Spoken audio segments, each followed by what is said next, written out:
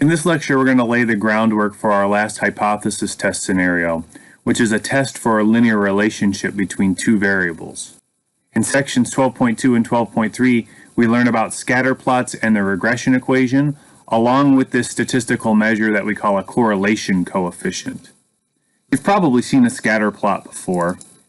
A scatter plot is a graph of quantitative bivariate data that represents the paired data values as points in the xy plane. Now, when I describe it like that, you might not know what we're talking about. Let's break this down a little bit. When we say that we've got quantitative bivariate data, that means that we're stealing the values of two variables, bivariate, two variables. And both of those variables are quantitative, so the values are going to be numbers. So we've got these two numbers that measure or count some characteristics of the elements of the population. And then we pair those values together as points, as ordered pairs, and then we plot the points in the xy plane. So you wind up with a bunch of points that seem to be scattered about the plane, and we call that a scatter plot. When we draw a scatter plot, one thing we might be looking for is a pattern with those points. If we can detect a pattern, that indicates some sort of relationship between the two variables. Maybe we could use the value of one to predict the value of the other.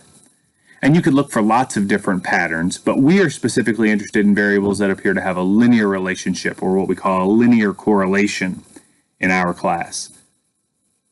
We're just trying to get a taste of this idea, and so we're not going to run through all of the different patterns. In our class, if it's not a linear relationship, then we lose interest. We're going to be focused on linear patterns only. And what do those linear patterns look like? Well, here are a couple of examples. On the left, you see a set of points that tend to move up as you go to the right. So we've got an x variable and a y variable. And as the x variable increases, the y variable increases. Or going in the other direction, as x decreases, y decreases. I can actually draw a line that comes pretty close to most of the points. We call the line that comes closest to the points the line of best fit. I've drawn an approximation for the line of best fit. I didn't actually measure it. I've just taken a guess at it visually. But you can see that that line fits the points pretty well. And that indicates that there is a linear relationship between these two variables. If you remember your algebra, you might recall that a line that points in this direction has a positive slope. And so we call this a positive linear correlation. In a positive linear correlation, when one variable increases, the other variable also increases. Or if one variable decreases, the other variable also decreases. And if we could get an equation of that line, then we could use it to make predictions. The equation of the line of best fit is called the regression equation. Now, almost every algebra class uses the equation y equals mx plus b to represent a line. But in statistics, for some reason, that's not the standard. There are different notations that you might use. Your textbook uses one. I've written what your calculator uses, which is what's going to be important to us because you're going to have to be able to interpret those results. Your calculator is going to write the equation of the line as y equals a plus bx. So this might take a little bit of getting used to because you're probably used to calling m the slope and b is the y-coordinate of the y-intercept. In your calculator, b is the slope of the line, a is the y-intercept, and b is the slope. In our picture on the left where we said there's a positive linear correlation, the regression equation would be of the form y equals a plus bx, where b is positive, greater than 0, because we've got a positive slope. Again, if we had a specific equation, then we could use that to make predictions. Given an x value, you could predict the y value, or using algebra, given the y value, you could predict the x value. We'll do specific examples of that. Right now, we're just trying to get some background. On the right, you see another linear relationship, a linear pattern. You can see that as you move to the right, the points tend to move down in a linear pattern. I've drawn an approximation for the line of best fit. It goes through some of the points. It's really close to all of the points. In this example, as we move to the right, the points move down. As x increases, y decreases. Or moving in the other direction, as x decreases, y increases. When one variable goes up, the other variable goes down. When you've got a linear pattern like that, we call that a negative linear correlation because this line has a negative slope. This would also have an equation of the form y equals a plus bx, but here b would be negative because the slope is negative. A scatter plot doesn't have to fall in this pattern, though, of course. Here's some other examples. Each of these pictures represents an example where the two variables do not have a linear correlation. This first one in the upper left-hand corner, you can see the points are all over the place. You would have a really hard time predicting the value of one variable given the value of the other variable. Here there doesn't appear to be any correlation at all. The two variables don't seem to be related. The value of x does not appear to affect the value of y. They appear to be independent of one another. In the picture on the upper right, there's a distinct pattern, but it's not a line. So it would be incorrect to say that there's no correlation, but there's certainly no linear correlation. As x increases, y first increases and then decreases. That's not what a line does. A line doesn't change directions like that. This looks more like a parabola. This might be what we call a quadratic correlation. But from our perspective, it's not linear, so we lose interest. In this last example, I've drawn a set of points that clearly fall in a linear pattern, but it's not a positive slope or a negative slope. It's horizontal. I forgot to label my axes here. Let me put some labels on. This is the x-axis and this is the y-axis. And you can see that as x increases, y doesn't change at all. A change in the value of x does not correspond to a change in the value of y. X and y don't appear to be related because y doesn't change. So there's no correlation here either. In order for there to be a linear correlation, you have to either have a positive slope or a negative slope. When one variable changes, the other variable also changes in a predictable way. In this last example, when x changes, y doesn't change at all. So those variables aren't related because a change in the value of x does not correspond to a change in the value of y. The same would be true of a vertical line. If you had a vertical line, then the value of y would be changing, but the value of x would not. That also indicates no correlation. In the first and third examples, we would just completely give up and say, well, we can't make predictions in a case like this. In the second example, if we were delving a little deeper, we might find the equation of the parabola of best fit, find that regression equation, and make predictions. But in our class, we're not going that deep. It's either linear or we don't care. So we would ignore all three of these. We would simply report that there's not a linear correlation and move on. So far this sounds like a lot of algebra. You might wonder where the statistics come in. Well, what if you had a picture like this? In this picture, we seem to have a linear trend, but there are these points on the outside that kind of mess that up. If I took those 2 points away, that's a very strong positive linear correlation. But if I put those points back, now they kind of look spread out, right? It's perspective. So how do you handle a case like this? Is this a linear correlation or is it not because of those 2 points? Well, the nerds come to the rescue and they develop this measure that helps us determine how strong the linear relationship is. We call it a linear correlation coefficient. The linear correlation coefficient is a numerical measure of the strength and direction of the linear relationship between two variables. The linear correlation coefficient is a summary of the data that kind of tells us how strong the linear relationship is and which way that relationship points. Is it a positive linear or a negative linear correlation? Let's talk a little bit about the notation before we look at the formula.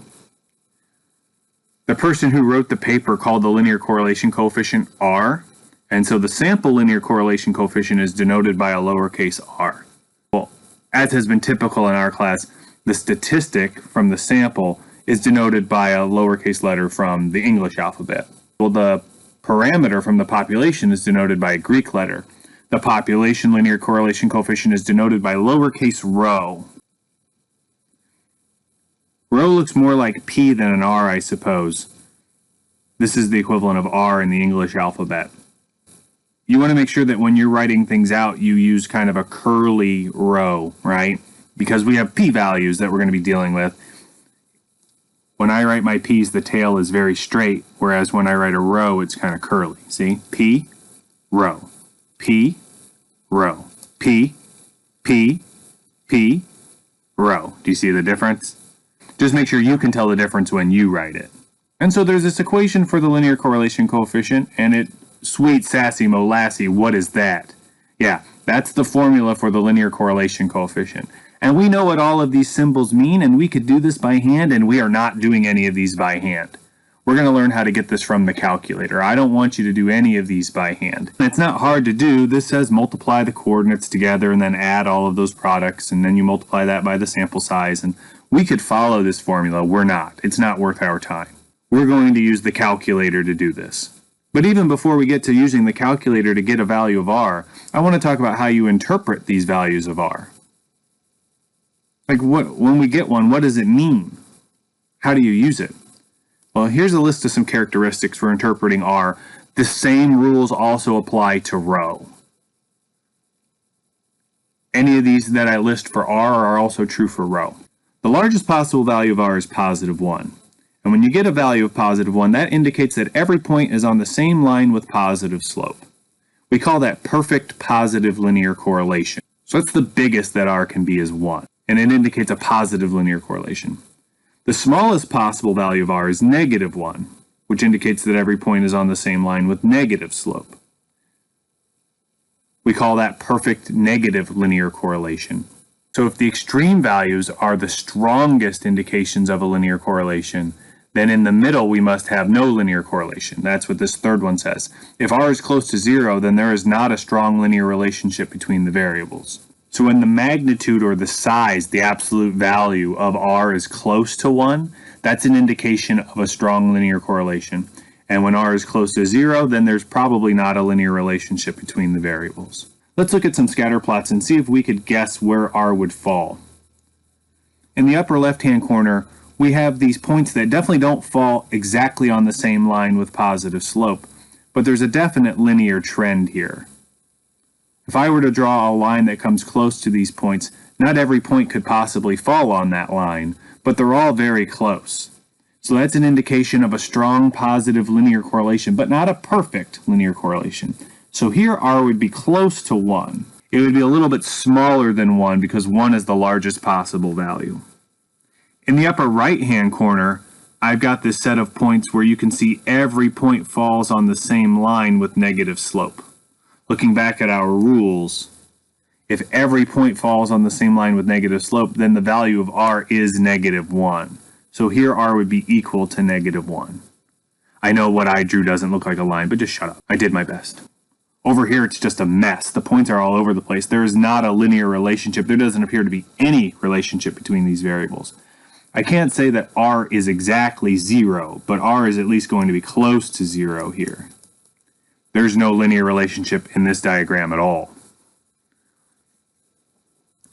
Last one, here we have a linear pattern, but they're certainly not exactly on the same line. So here R would be close to negative 1, but not equal to negative 1. It'd be a little bit bigger than negative 1. Remember, negative 1 is the smallest possible value. So hopefully that gives you an idea of what R can tell you. But again, these pictures are obvious. We don't need to use that ridiculous formula for these pictures because we can just see that there's a strong relationship in 3 of the examples and no linear relationship in the 4th. So let's look at an example where we don't have the picture in front of us,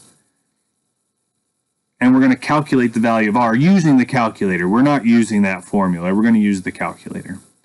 So I gathered some data from one of my favorite basketball teams of all time, and I recorded the average number of fouls certain players committed per game and the corresponding number of rebounds those players got per game. And what we're going to try to determine is whether or not there is a linear relationship between the number of fouls committed and the number of rebounds that a player gets. Now, for this demonstration, I really just want to get the value of R and the regression equation. So I'm going to go through this fairly quickly. In the next video, I promise we'll go much slower as we go through the actual hypothesis test. So let me show you. I've already put the data in here. The first player averaged 2.2 fouls per game and averaged 4.7 rebounds per game. The second player had 2.6 fouls per game and had 12.2 rebounds per game. That's Charles Barkley, by the way. He's my favorite player of all time because when I was 8 years old, he gave me his autograph at a mini golf course in New Jersey. So I'm going to run this calculator function, and again, I'm going to go through it quickly because I really just want to get the value of R in the regression equation. I'm not interested in talking about all the rest of this. We will go through this calculator function more slowly in a future lecture. So the calculator function's on the test screen. It's called linreg t-test. We'll talk about what that means. I've got my X list and my Y list. Please ignore the rest for now. I'll describe all that in the future. And if I scroll to the bottom of this output screen, you'll see the value of R is around 0.733. That's pretty close to 1. Now here's the question you probably have. How do we determine what's close to 1 and what's not close to 1? That's why we're going to turn this into a hypothesis test. By turning this into a hypothesis test and using our rules about comparing a p-value with alpha, we won't have to make the determination of what's close enough to 1 or -1. But a value of R of around 0.73, that's a strong positive linear correlation. So what does that mean? It means that on the average, the more fouls that a player has, the more rebounds you might expect them to get per game. Now that might sound funny at first, and this is a good point about what we're doing. We are not saying that one variable causes the other one to change. You don't get extra rebounds per game because you commit fouls. We are not saying that fouling leads to more rebounds. This isn't a causation argument. We're saying that they're correlated, that there's a relationship. We're saying that a person who fouls more is more likely to get more rebounds. And that's because there's a lurking variable here. Who's going to get the most fouls per game? Well, the people who get the most playing time. Who's going to get the most rebounds per game? Well, again, that's going to be related to playing time. But in general, on the average, we've shown that there's a strong linear relationship between the number of fouls and the number of rebounds. And because of that, that means that there's going to be a linear equation that will predict the number of rebounds that a person will get given the number of fouls that they have. And the calculator's output shows us that too. You can see the calculator is giving us this equation y equals a plus bx, and it's feeding us the values of a and b. A is around -2.8 and b is around 3.7. So y equals -2.8 plus 3.7x, where x is the number of fouls per game and y is the number of rebounds per game. Now this equation won't fit this data exactly because this isn't a perfect linear correlation, but it makes pretty good predictions. You can tell it's not going to fit perfectly because there were 2 players who had 2.6 fouls per game. But one of them, the Hall of Famer, who was an undersized power forward, averaged 12.2 rebounds per game, and the other one, who was a solid player, averaged 4.6 rebounds per game. So you can tell this isn't going to fall on a line because there are 2 different points with the same x coordinate. But what we're saying is that this line will make decent predictions in general. For instance, if we were to plug 1 in here and look at what happens for a player who averages 1 foul per game, the prediction is -2.8 plus 3.7, which comes out to 0.9, so close to 1 rebound per game. And you can see the player in the data set who averaged 1 foul per game was pretty close to 0.9 rebounds per game. It's not going to be able to predict exactly what happens. We're not saying that this line will fit every single person perfectly. You can think of this as making a prediction or like an average value based on the data that we have.